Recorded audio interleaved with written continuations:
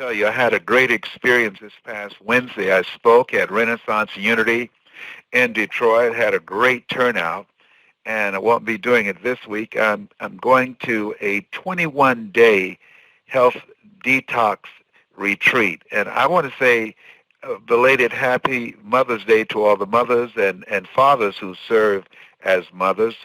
Two of my sons are single parents and raise their two daughters. And to you, did you like that piece that I sent you? I sure did, and thank you so much for that beautiful message that you sent, Les. I actually shared it out with everybody because it just really touched my heart and touched my spirit. So thank you so much for that. Yes, thank you. Well, there's nothing as precious as mothers. There is something I'd like to talk to all of you about. And one of the things I want to talk to you about, if there's something you want to do, do it. Do as much of it as you possibly can. And the reason that I say that is that we've been conditioned and trained to be logical and practical and realistic in our thinking and in our goals. And as a result of that, we limit ourselves. I had no idea that I could do what I'm doing. And the reason my favorite book says, be ye not conformed to this world, be transformed by the renewing of your mind. This call is about transforming minds. And my life now, at this age, at 72, it's about training, certifying speakers and life coaches and trainers so that you'll be able to train lives and build a business and be able to make your mark. I remember some reporters were interviewing my mother, and I got this from my mother, Mrs. Mamie Brown. I'm on this phone because of two women. One, I know her name. She gave me love. My birth mother, I don't know her name. She gave me life. And I'm thankful for that, too. Okay, she has some other choices, so I'm grateful to be here. And so what I learned from my mother when I was listening to her being interviewed by a reporter about some things that I had achieved, and the reporter was curious, how did you know when you adopted 7 children that you have the ability to do it? You've never had any children yourself. And my mother said, I just believe that the Lord will make a way somehow. I just finished talking to my youngest son, John Leslie. I call him Mr. Magic.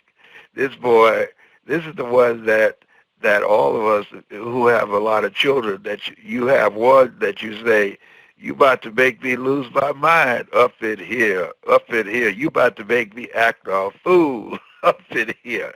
John Leslie has gotten on my last nerve. He and Owner, they're both Geminis. If they weren't my children, I would shoot them. But listen, John Leslie is going to France, all right? I still don't know why. I don't have the full story. But he is just like his grandmother. He will make something happen. He's on this plane going to France with a friend of his, and I know, I've seen him. I remember I was going to Nassau, and he was going with Ona and I, and we got there, and John Leslie did not have his passport. So I said, John Leslie, we'll see you. We went through security, and John Leslie went to work. And lo and behold, who came on the plane? John Leslie. I said, how did you do that? He said, don't worry about it. I'm here. Okay. He got on the plane with us. Unbelievable. He makes things happen. So he's going to France with his book, The Harvard Effect, and some other things. But I just admire his sense of adventure. I never went to a foreign country until after, I think I was 37 at the time, and I've been to over 40 different countries, probably 50. I just can't remember them. But he doesn't know exactly what he's going to do or how he's going to do it, but he has a goal in mind. My mother's goal was to raise 7 children. My mother's goal was to make sure we had a roof over our head, clothes on our back, and food on the table, and we never missed a meal. I remember, you talk about the power of a mother's love. I remember when we didn't have enough food for Mama to eat, and I always kept my eye on her. I'm a mama's boy. And I remember her pretending that she was eating, drinking water, and pretending that she had something in her mouth. I never saw, she went back in the kitchen, and I said, Mama, why don't you eat? And she said, Leslie, I've already eaten. So I assumed she had a plate back in the kitchen. And she came and sat down at the table. She would drink water, and she would chew while we were eating. So, being the nosy person that I am, I went in the kitchen, and I didn't see a plate nowhere. Sitting out, there was no plate in the refrigerator, and there's no plate in the sink. And I said, when we got through, I said, Mama, you didn't have anything to eat. She said, that's all right. I'm not hungry. I just wanted to make sure that y'all ate.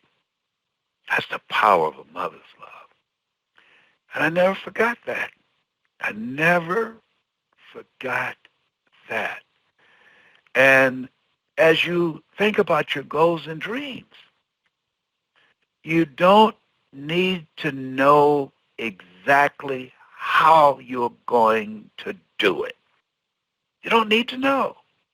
That's why we are taught to walk by faith and not by sight. John Leslie believes that he's going to go there and make something happen in France. In fact, as a result of a seminar that he went to in Los Angeles before he left, he secured a speaking engagement for me in Italy just this past week for $225,000. I said, how did you do that? He said, I was networking and talking to this guy. And there was an engagement that Tony Robbins turned down, and he knows the promoter, and he asked this guy, this guy said, you're John Leslie Brown. Do you know Les Brown? Yes, that's my father. And he secured a speaking engagement for me. And so now John Leslie's going because he's written a book called The Harvard Effect. He's taken 2 classes at Harvard. That's my son. His sister, Ona, just spoke there this past weekend. He got me my 4th speaking engagement at Harvard, the first time a father and son spoke together. I don't know how he does these things, but John Leslie believes in himself. He believes in himself, and I'm so glad to see that. He's a good father, and he's a great son, and he has this vision and dream of doing big things. And we've had some challenges. We've had some very serious challenges because he's managing his bipolar, and I am just amazed at what he has been able to do. And so he's just 30. And as you think about your goals and dreams, there's some stuff in you. There's some things that you can do. I was talking to a gentleman named Melvin I met at the speaking engagement at his Renaissance Unity. And he said something to me that grabbed me because Melvin has written a book, and he said, don't focus on just the best of your life, focus on the rest of your life. And so as you look at yourself and look at your goals and look at what do you want to do the rest of your life. I'm leaving to go to a retreat tomorrow at Martha's Vineyard for 21 days. I've never taken 21 days just to focus on me, just to focus on my health. And as a result of the little seed, and by the way, I want to thank all of you for praying for me. I took 3 different MRIs, and they were looking to determine the treatment method for dealing with the little C in my body. First thing they said, number one, the pain that you've been experiencing in your shoulder and the scapular area, even though we told you that the little C has metastasized in 7 areas of your body, it has not moved. And the pain that you're experiencing, Mr. Brown, we made a mistake. It's not from the little C. It's from arthritis. I said, whoa, I can handle that. I can handle a little C too. Been doing it for 21 years. Do you know what a burden that lifted off of me? I was in one time for 33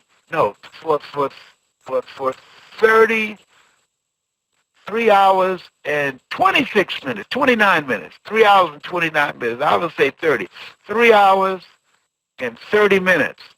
And so they give me a little thing to squeeze. I squeezed a little thing. They said, can we help you? I said, yes, you can. I said, y'all about to have a scoot out. I said, what do you mean? I said, I'm about to scoot out of here. I've already left y'all a little president here. I say, how much longer do I have? They said, just give us 10 more minutes. I say, oh, God, Lord. And they tell you they're going to play music. You can't hear anything with all those loud sounds clicking in that MRI. Oh, my God. But I handled it. I took my own eye covers. They gave me something to relax me, and I got so relaxed, I went on myself. I'm laughing, but they're not. I know they had to call the janitor and say, who was in here? I'm sorry, I got issues. Okay. I'm sorry, I'll be good. So, back to the subject. I want to thank y'all for your prayers. Thank you so much. I heard one doctor whisper to the other one, said, this guy just won't die. No, I'm not ready yet. I remember when my mother first passed, and I was missing her deeply. And the next night, she came to me in dreams. She said, baby, you've been crying. I know you missed me. So I hope to see you real soon. I woke up real quick. I said, Mama, I miss you, but I want to see you real soon. Mama, that's not going to come for me. I'm all right. I'm good. I can make it. Baby Brown was something else. This is the first Mother's Day I didn't eat sweet potato pie because my goal is to be here.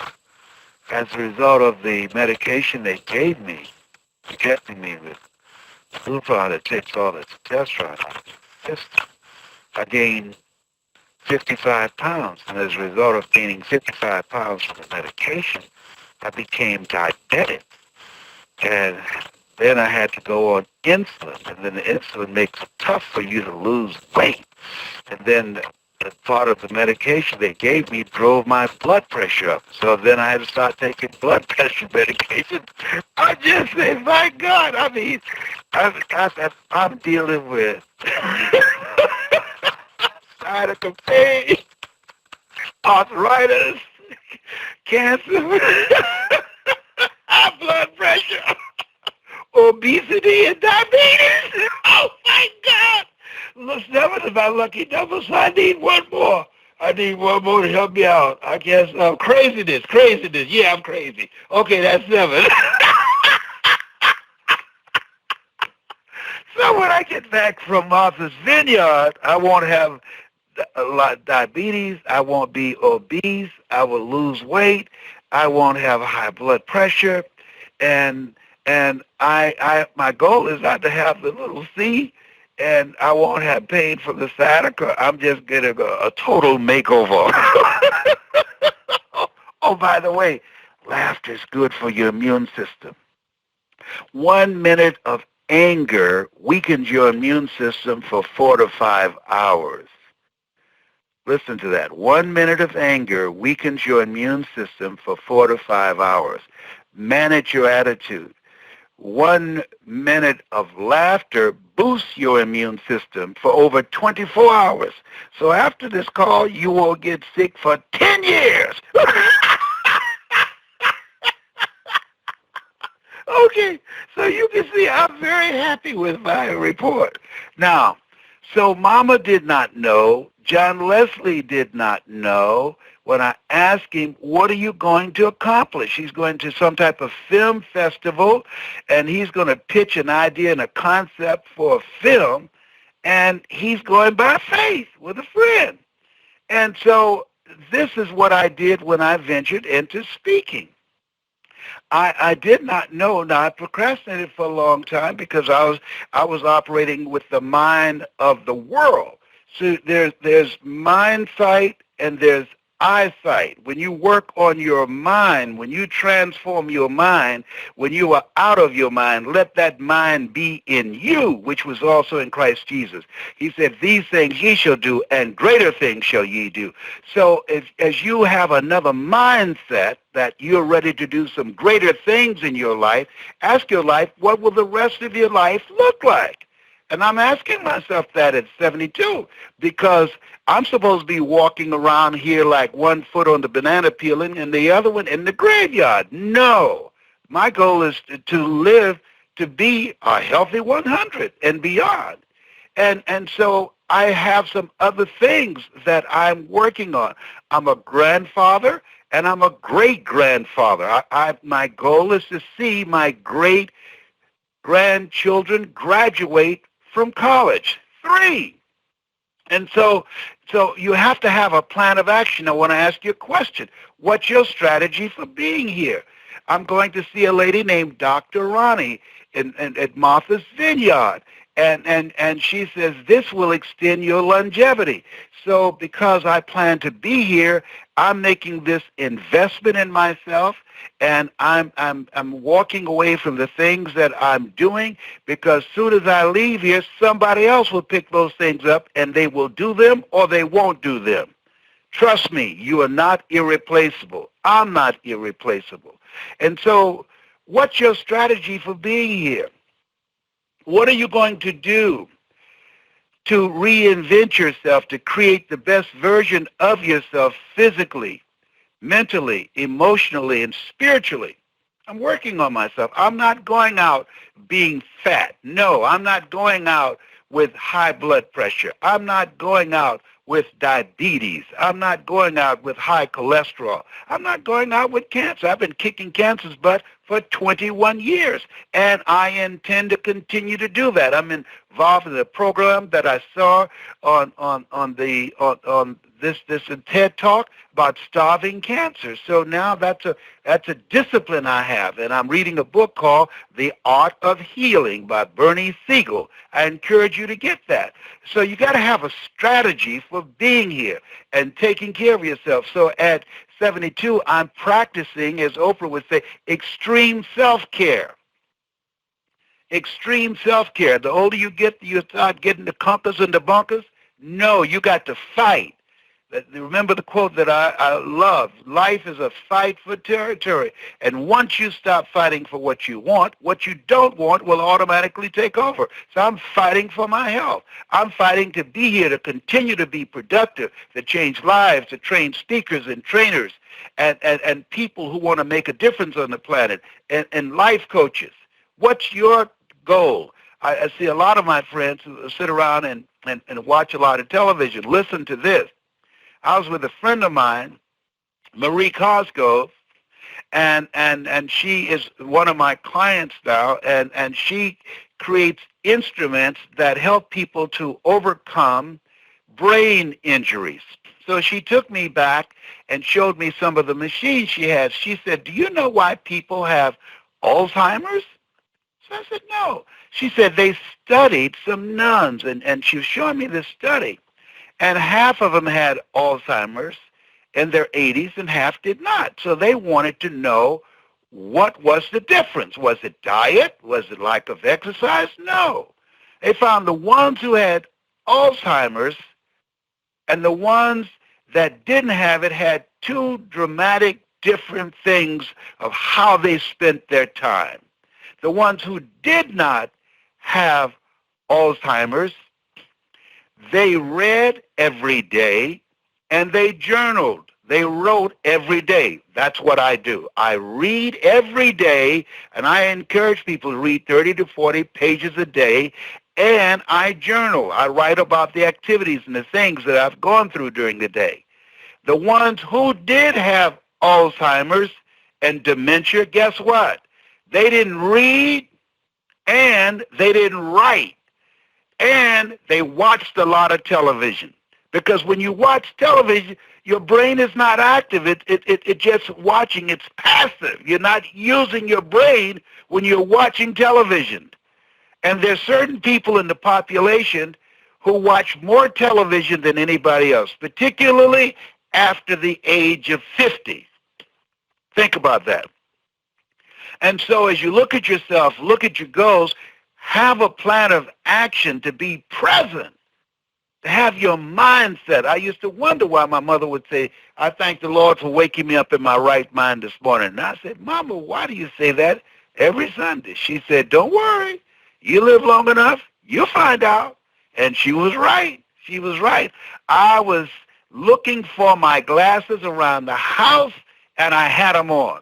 I was looking for my phone one day, and I was talking to Calvin, and he said, what's all that noise for? I said, Calvin, I said, for the life of me, I can't find my phone. He said, Dad, you're on the phone. I said, oh, my God, I need some help. I need some Prevagen or something. Ginkgo biloba. I need something. Oh, my God. Oh, I hope I'm not losing it. I'm telling you.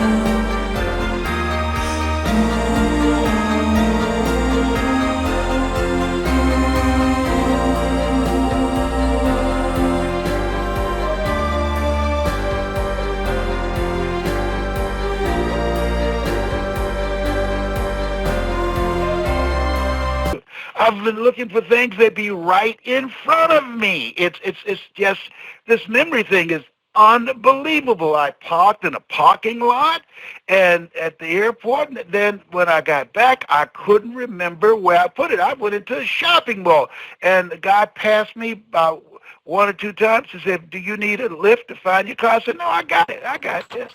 And then after he passed me about the 8th time, I said, sir, can you give me a lift? And so he was riding me around. He said, you see your car yet? I said, no, I don't. He said, what color and what state do you drive? I said, I can't remember. I said, I'm sorry. I said, wait a minute.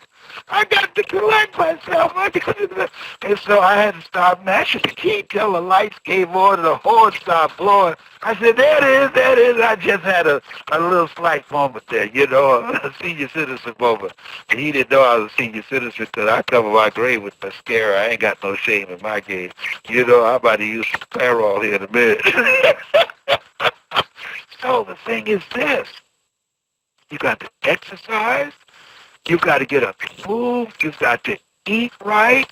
You've got to laugh a lot. You've got to have positive friends. And here's something else. Keep drama to a minimum. You hear me? Keep drama to a minimum because it will short-circuit your immune system and you'll be out of here. You'll be out of here. I don't care if your relatives, your children, don't let nobody drive you crazy. And don't let nobody bring you any bad news. No, they're not worth it. If you're in a relationship, the person is argumentative and just always trying to find something wrong, trust me on this. Run as fast as you can. You hear me? Run as fast and don't look back. Let me tell you something. I was in a relationship with somebody, and I almost was taken out. I ain't gonna give you no details because y'all talk too much. But let me tell you something. You get two kind of whoopings in life. One, wait till I come back. The other one, if you just let me go. If you let love behind go, you ain't going to have to worry about me no more, no more, no more. You ain't got to worry about it. I moved to another city. I'm telling you, because I don't want to run into accidentally, and they came here right now. I dropped this phone to get out of here. Let me say that. There's some people you need to be afraid of. There's some crazy people today. Do you hear me? There's some crazy people, and they're everywhere. And just because they're gorgeous don't mean they ain't crazy. I'm telling you. There's some crazy people. I saw this Tyler Perry movie last night, and I just said, man, I know about that. I know about crazy. Now, here's the other thing is that you want to create things in your life that gives your life a sense of meaning. When I work with people, this lady I just met, and I know a lot of people say I'm the one. I know she's the one. And I want you to go on YouTube and Google Lesbrown speaking in the Georgia Dome. And you know what I'm talking about. Her name is Marie Cosgrove. And I was so fascinated with her and fascinated with her story. And she's a clear example of, and listen to this worth writing down, don't allow your past to define you. Don't do that. Because I was labeled educable misery retarded, because I was put back from the 5th grade to the 4th grade and failed again from the 8th grade, because I don't have a college education. For years, I felt inferior to people with college education. And I did not think I can do what I'm doing now. For years, I've trained people from all walks of life. And for 14 years, I didn't do it because I didn't think I was good enough. And my mentor told me, Mike Williams, who wrote the book, and get it, I'm reading it for the 4th time, The Road to Your Best Self. No. The road to your best stuff. The road to your best stuff.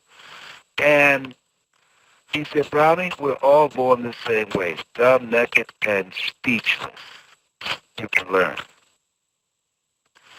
And because I listened to him, sometimes you have to believe in somebody's belief in you until your belief kicks in.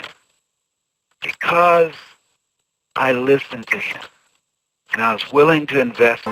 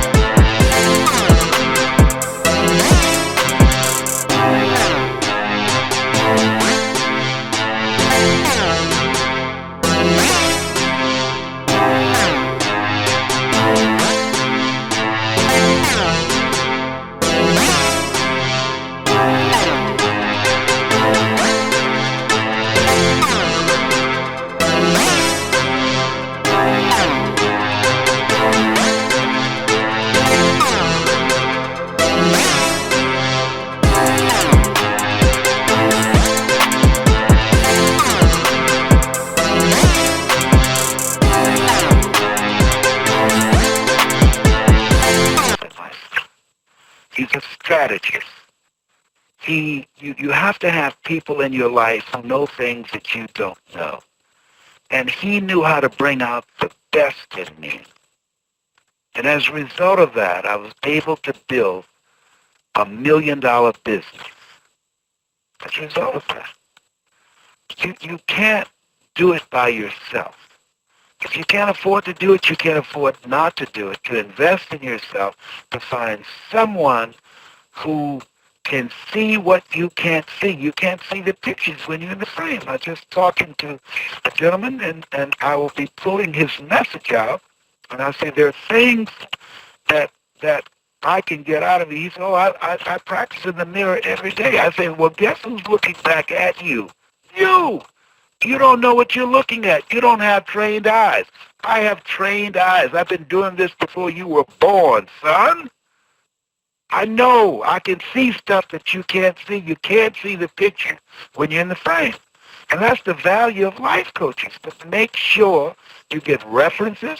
Make sure that the person has an achievement-driven life. I've achieved some things. I don't just speak. I have done a lot of things. I've been a state legislator. I've been recognized and inducted into the National Speakers Hall of Fame. I received a Golden Gavel Award from Toastmasters. I was selected among the top 5 speakers in the world, and I'm the only one living now. And so that you want to have an achievement-driven life. The greatest among you will be your servant. And so find ways in which you can serve. Find ways in which you can volunteer. Find ways in which you can make your mark because you got something in you. You were created on purpose with a purpose to manifest the purpose. There's something that you're supposed to do. And the fact that you haven't discovered it yet, it's okay. Start experimenting. I'm experimenting now to find out what's the next chapter for me. You're listening to me because everything that I have done, listen to me, everything that I have done, you have the ability to do and more. Everything that I've done. If it weren't true, you'd already started doing something else or looking at television or you hung the phone up. You've got greatness in you. You have the ability to do more than you can ever begin to imagine. So as you look at yourself and look at your goals, write a goal down that you want to achieve and make sure it's a goal that's beyond your comfort zone because in order to do something you've never done, you've got to become someone you've never been. It's got greatness in you.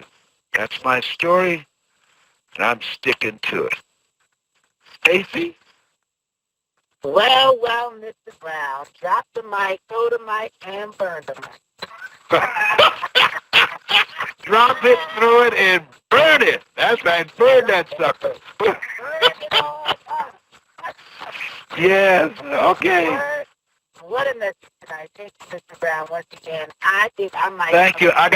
John Leslie's about to take off. I got to talk to my son. I love you. I love you. All right. Don't go anywhere, John Leslie. I love you, baby. Thank you. I'll be listening to hear the comments tonight. Okay. Hold on. Okay. Ladies and gentlemen, you've heard Mr. Brown live.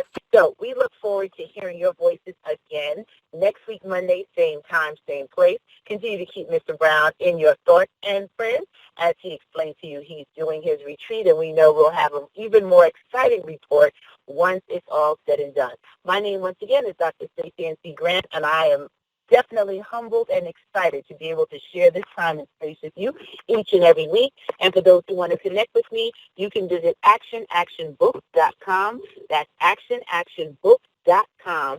And all of my social media handles are there. You can email me from the site as well. That's one of our latest projects and my latest book. But my mission and my goal is to make sure we carry on the good news, share voices of hope internationally, and remind everyone, as Mr. Brown tells us, that there is greatness inside of you. So walk in it, believe it, know it to be true, and we're here to cheer you on all the way through the finish line. Take care, have an awesome rest of the week, and an even more exciting life.